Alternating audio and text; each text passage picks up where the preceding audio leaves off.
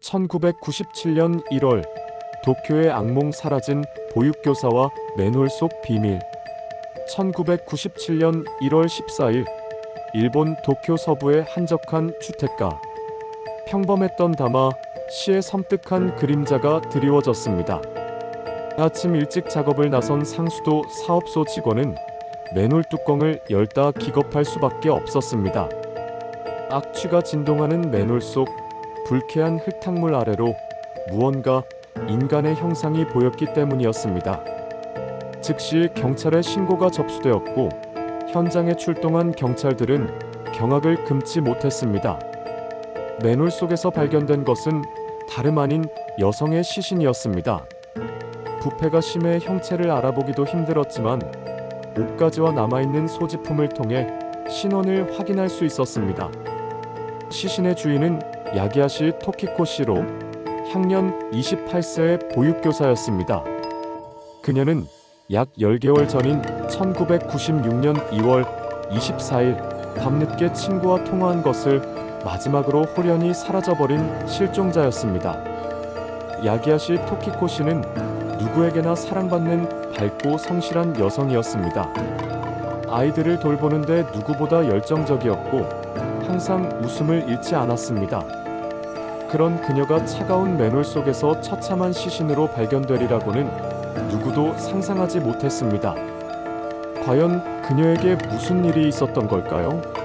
10개월간의 공백 그리고 맨홀이라는 기이한 죽음의 장소는 사건을 더욱 미궁으로 몰아넣었습니다. 흔적 없는 사라짐, 미스터리의 시작. 야기하시 토키코시가 사라진 것은 1996년 2월 24일 밤이었습니다. 당시 그녀는 친구와 전화통화를 하며 평범한 일상을 보내고 있었습니다. 다음 날 아침, 보육원에 출근하지 않은 그녀를 걱정한 직장 동료들이 연락을 시도했지만 닿지 않았습니다. 뒤늦게 자택을 방문한 경찰은 문이 잠겨 있고 실내에는 아무런 침입 흔적도 발견되지 않았다는 사실에 고개를 갸웃거렸습니다. 마치 스스로 문을 잠그고 감쪽같이 사라진 듯 했습니다. 하지만 더욱 이상한 점은 그녀의 소지품이었습니다. 야기하시 씨는 평소 작은 파우치 안에 지갑, 거액의 예금이 든 통장, 그리고 소중한 일기장을 항상 가지고 다녔다고 합니다. 그런데 그녀의 자택 어디에서도 그 파우치는 발견되지 않았습니다. 누군가 그녀를 납치하면서 파우치까지 가져간 것일까요? 경찰은 즉시 주변 탐문 수사에 돌입했습니다. 그녀의 행적을 쫓고 주변 인물들을 대상으로 조사를 벌였습니다. 그러나 10개월이라는 긴 시간이 흐른 뒤 발견된 시신은 수사에 큰 난관을 가져왔습니다. 부패가 심해 사망 시점과 사망 원인을 명확히 밝히기 어려웠던 것입니다. 다만 시신의 부패 정도로 미루어 보아 실종 직후 사망했을 가능성이 높다는 결론만 얻을 수 있었습니다. 사라진 일기장, 그리고 거액의 의문. 사건을 파헤치던 형사들은 사라진 파우치에 유독 주목했습니다. 특히 일기장의 행방은 미스터리를 더했습니다. 그녀의 가족들은 토키코 씨가 어릴 때부터 일기를 꼼꼼히 쓰는 습관이 있었다고 진술했습니다. 실제 그녀의 자택에서는 여러 권의 일기장이 발견되었으나 유독 1990년부터 1991년까지 작성된 일기장 한 권만이 사라진 상태였습니다. 만약 범행 목적이 금품 강탈이었다면 왜 통장에 들어있던 거액의 돈은 인출되지 않은 채 사라졌을까요?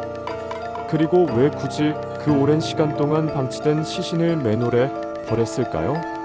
맨홀은 밀폐된 공간이었기에 부패가 더욱 가속화되었고 결국 발견 당시에는 시신의 형체를 알아보기도 힘들 정도였습니다. 형사들은 사라진 일기장에 사건의 실마리가 있을 것이라고 확신했습니다. 일기장에 범인에게 불리하거나 혹은 그녀의 비밀스러운 관계에 대한 내용이 적혀 있었을 것이라는 추측이 지배적이었습니다. 범인이 금전적인 목적이 아닌 다른 이유로 그녀를 살해하고 자신의 흔적을 지우기 위해 일기장을 없앤 것이 분명했습니다. 유령용이자 끝나지 않은 의혹. 수사는 야기야시 토키코 씨의 주변 인물들을 향했습니다. 그 중에서도 경찰의 촉각을 곤두세우게 한 인물이 있었습니다. 바로 그녀와 교제 중이던 시청 공무원 어 씨였습니다. 어 씨는 야기야시 씨가 실종되기 직전까지 그녀와 친밀한 관계를 유지하고 있었습니다. 그는 사건 발생 당시 알리바이가 불분명했고 몇 가지 의심스러운 행동들이 포착되었습니다. 무엇보다 경찰이 주목한 것은 어 씨가 시청 공무원으로서 맨홀 뚜껑을 열 수 있는 특수 도구를 구할 수 있었다는 사실이었습니다. 이는 그가 시신을 맨홀에 유기할 수 있었던 몇 안 되는 인물 중 하나라는 의미였습니다. 경찰은 어 씨를 유력한 용의자로 보고 집중 수사에 나섰습니다. 그의 진술을 면밀히 검토하고 주변인들의 증언을 확보하려 애썼습니다. 그러나 어 씨는 범행을 완강히 부인했고 결정적인 물증을 확보하지 못하면서 그를 체포하기에는 역부족이었습니다. 증거 불충분으로 수사는 난항을 겪게 되었습니다. 과연 어 씨는 범인이었을까요? 아니면 단지 의심스러운 상황에 놓인 불운한 사람이었을까요? 그의 알리바이는 왜 명확하지 않았을까요? 이 모든 의문은 사건이 미궁에 빠지면서 영원히 풀리지 않는 수수께끼로 남게 되었습니다. 맨홀 속 어둠, 그리고 새로운 의문들. 사건은 단순한 살인 사건이 아니었습니다. 맨홀이라는 특이한 유기 장소는 여러 가지 의문을 낳았습니다. 왜 맨홀이었을까요? 범인은 왜 굳이 굳게 닫힌 맨홀에 시신을 버렸을까요? 이는 시신을 영원히 은폐하려는 의도였을까요? 아니면 발견되지 않을 것이라는 확신이 있었을까요? 어떻게 맨홀에 넣었을까요? 맨홀 뚜껑은 매우 무거워 혼자서 열기 쉽지 않습니다. 게다가 성인 여성을 맨홀 속으로 넣는 것 또한 상당한 힘과 기술이 필요했을 것입니다. 범인이 단독 범행이 아니거나 혹은 특별한 도구를 사용했을 가능성이 제기되었습니다. 사라진 10개월 동안의 행방 시신은 실종 직후 맨홀에 유기된 것으로 추정되지만 만약 그녀가 실종 후 다른 곳에 감금되었다가 사망 직전 맨홀에 버려진 것이라면 이 경우 범인의 계획은 더욱 치밀해집니다. 이러한 의문들은 사건을 더욱 복잡하게 만들었고 수사의 방향을 더욱 혼란스럽게 했습니다. 경찰은 다양한 가능성을 열어두고 수사를 진행했지만 퍼즐 조각은 좀처럼 맞춰지지 않았습니다. 미제 사건의 굴레 끝나지 않은 비극. 시간이 흐르고 다마 맨홀 변사 사건은 점차 대중의 기억 속에서 잊혀가는 듯 했습니다. 하지만 야기야시 토키코 씨의 가족들에게는 잊을 수 없는 비극이었습니다. 그들은 딸의 죽음에 대한 진실이 밝혀지기를 간절히 바랐습니다. 일본에서는 과거 살인죄의 공소시효가 존재했습니다. 하지만 이 사건처럼 미제로 남은 잔혹한 범죄들에 대한 사회적 비판과 재수사 요구가 끊이지 않았고 결국 2010년 일본은 살인죄에 대한 공소시효를 전면 폐지하기에 이릅니다. 이로써 다마 맨홀 변사 사건 또한 영구 미제 사건으로 남게 되었지만 이론적으로는 언제든 재수사가 가능한 상태가 되었습니다.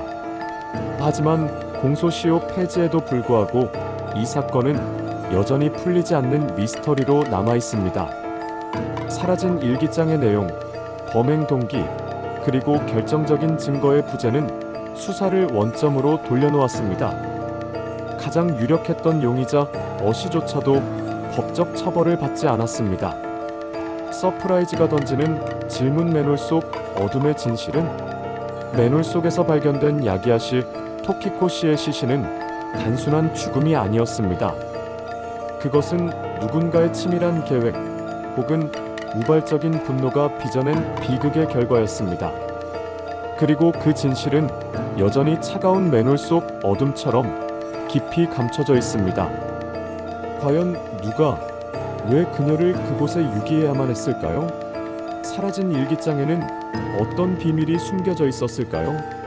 유령 용의자 어 씨는 과연 무고한 것일까요? 아니면 법망을 교묘히 피해간 교활한 범인일까요?